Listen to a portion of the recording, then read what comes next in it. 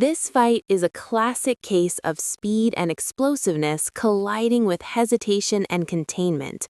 While both men carry technical flaws, the way those flaws interact creates a matchup that strongly favors Ryan Garcia. Mario Barrios, from power and intent to caution and control. Earlier in his career, Mario Barrios fought with his hands lower, closer to his chin, which allowed him to generate torque and sit down on his punches. This stance naturally encouraged aggression. Barrios would commit to shots, step into range with confidence, and apply pressure. His offense carried enough authority that opponents had to respect his punches, which in turn gave him room to operate. In recent fights, Barrios has shifted dramatically toward a loose, high guard. While this offers surface-level defensive coverage, it comes at a steep offensive cost. His punches are noticeably softer, lacking the snap and weight they once carried. He has become hesitant, often pausing before throwing and pulling punches midway through combinations.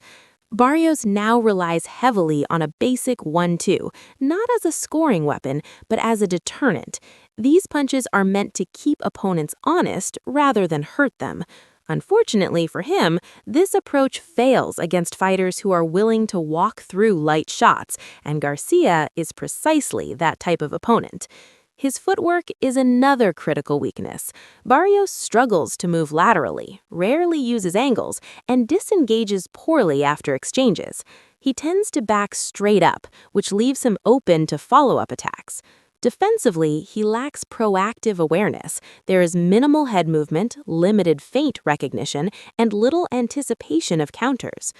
One of the most glaring aspects of Barrios' defense is his clear concern with the left hook.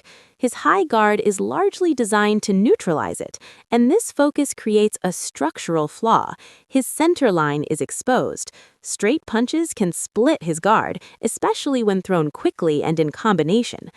Despite these issues, Barrios does possess good conditioning. He can maintain his pace and remain physically present deep into a fight.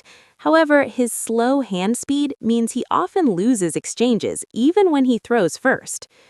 Ryan Garcia, elite hand speed and legitimate power in both hands. Garcia's punches arrive fast and unexpectedly, making them difficult to see and even harder to block cleanly. While Garcia's footwork and lateral movement are far from polished, he compensates with sharp timing and an instinctive sense for counters. Garcia is particularly effective at countering left jabs and left hooks. He reads these punches well and reacts instantly, often landing before his opponent can recover their stance. This strength, however, doubles as a vulnerability. Garcia's confidence in his countering ability can cause lapses in defensive responsibility, especially when he assumes his opponent won't fully commit.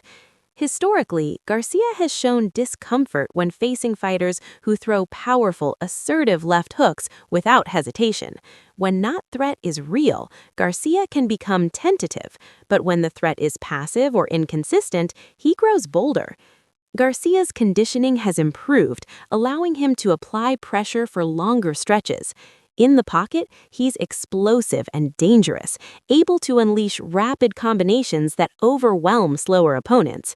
His ability to cut off the ring is underrated. While he may not glide laterally, he understands positioning and closes distance effectively against fighters who retreat in straight lines. Tactical dynamics. Why this fight favors Garcia. This matchup hinges on initiative and speed. Barrios' soft combinations will not earn Garcia's respect. As a result, Garcia will feel comfortable stepping into range and taking calculated risks. Barrios' jab, his primary offensive tool, plays directly into Garcia's strengths. Garcia's timing against jabs allows him to counter with straight shots and left hooks before Barrios can reset his guard. Each successful counter will further discourage Barrios, reinforcing his defensive shell and reducing his output. Barrios' lack of lateral movement and poor disengagement will keep him in Garcia's preferred range. Once Garcia senses that Barrios is not willing to commit fully, Garcia will begin to swarm, closing distance, forcing exchanges, and overwhelming him with speed.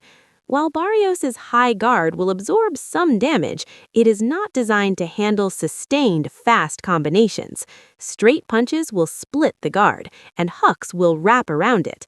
Over time, the accumulation of clean, sharp shots will erode Barrios' confidence and structural defense. Mentally, this fight favors Garcia. Barrios' visible concern with the left hook suggests a defensive mindset rather than an assertive one. Garcia feeds off that hesitation. As Barrios becomes more reactive and less proactive, Garcia will grow more confident, increasing his output and risk-taking. Garcia, on the other hand, will not feel the threat he typically needs to respect. Without a committed left hook coming back at him, Garcia's defensive flaws are less likely to be exploited. Final prediction. As the fight unfolds, Garcia's fast hands will consistently beat Barrios to the punch. Barrios' attempts to deter Garcia with light combinations will fail, encouraging Garcia to press forward more aggressively. A counter left hook, most likely off Barrios' tab, will land cleanly and score a knockdown. Even if Barrios partially blocks the shot, the speed and placement will be enough to disrupt his balance and drop him. From there, Garcia will swarm, forcing a stoppage as Barrios struggles to reset under pressure. Final prediction: Ryan Garcia by knockout, driven by superior hand speed, sharper timing, and Barrios' inability to deter or evade sustained offensive pressure.